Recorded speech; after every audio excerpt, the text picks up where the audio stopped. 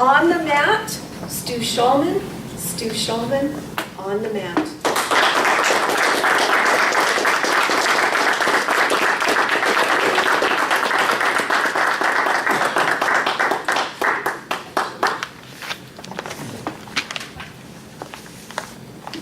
Thank you, Madam Toastmaster, fellow Toastmasters, and welcome guests. Welcome as well. Well, I'm looking at the time. Read 7:03 and change. So I want to ask you something. At 7:03, not where are your kids? No. Where are you? Where are you at 7:03 on July 15th? Now, the obvious is in front of me. You're all right here. Your physical being is right here. But isn't there more to us than just this? Isn't there spirit, thought, mind, energy that we exude at any given time? Aren't we just a culmination of all that stuff? Yet, at 7:03, I'm going to pose a question. Is anyone not fully here?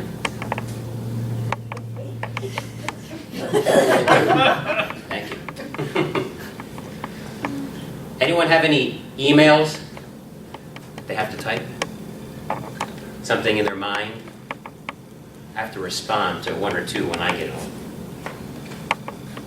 Anyone have any voicemails? Ooh, I have a call to make, and I have to make it before 8 o'clock. So Stu, let's get on with this. Robert, thank you for shortening the meeting because I have some calls to make. Anyone's pocket buzz with their cell phone? Buzz. I must really be popular. My wife wants me to pick up the milk. Something's going on because my pocket keeps buzzing. I didn't turn off my cell phone.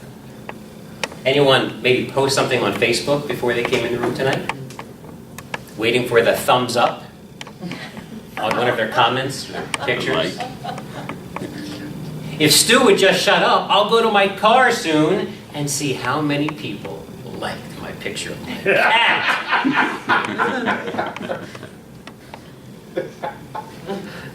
How many of you are truly here right now? Because if you ask me, it's true what they say. Isn't life a succession of events?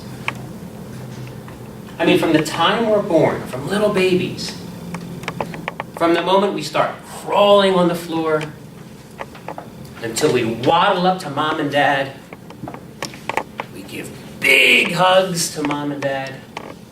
The first time you lick an ice cream cone. The first time you shake a hand, and every handshake after that. Isn't life a succession of choices, of events that bring you to now? That's right. Every time I've screeched on the brakes, just in time. Every time I've sped through that yellow light. Every time I've kissed my wife. Somehow, all those events have led me and us to being here. Monday night, now it's 7:07. So why don't we just, I don't know, be here in the moment. Take time to breathe. Taking time to listen. Taking time to evaluate. Taking time to smile. Imagine life if we took time, everything we did to be in the present, in the moment, to smile with purpose, to listen with purpose, to run, like my mom would say, like you mean it, Stu, to be in the moment.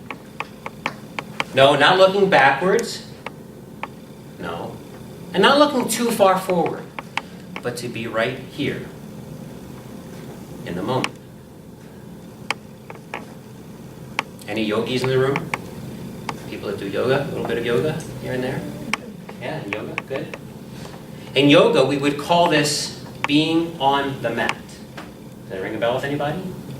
Being on the mat. So when you bring your mat in, it's about as wide as your body, and mine's about 6 feet long. And when I unroll that mat and I step onto it, that's my space to be in the moment.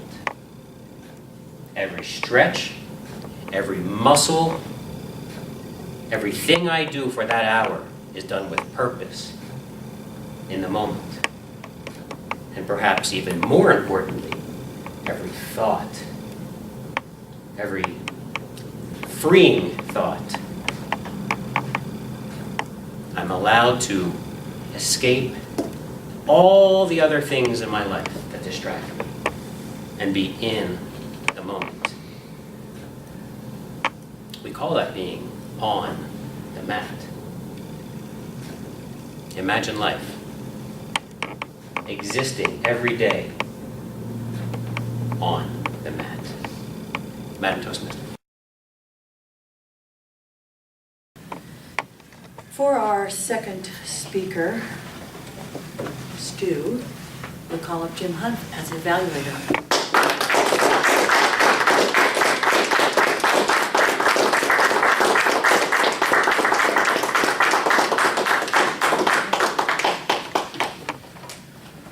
Fellow Toastmasters, our guests this evening, especially Stu.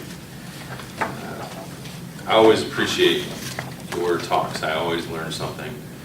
And you have a really great, unique ability to really connect with us. And tonight I saw something different in you, which was more of a quiet intensity. That was one of the things that I think you wanted me to look for was, are you making sense with the gestures that you're using? And I'd say, absolutely. Some of the great examples of that tonight were emails. What does that mean? Hurry up, right? Everybody knows that. Get it over with quick. Hurry up, tapping the watch. A couple of great words. I love crawling and waddling.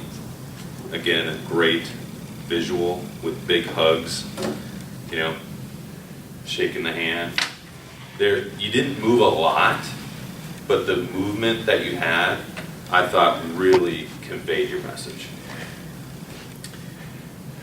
Couple of, like Mike said, little suggestions. You had this crescendo to your talk, and you had 3 points that I heard. One was breathe, listen, and smile. And there was just a moment where you breathe. We would all actually take a breath with you if you did that. The second was listen, maybe just a couple extra seconds on a pause, so we'd all be like, oh, I should be listening. And the third is just smile. You know, I'm talking to you now and you have a big smile on your face. That's honestly the only critique I think I could really give you is just smile more.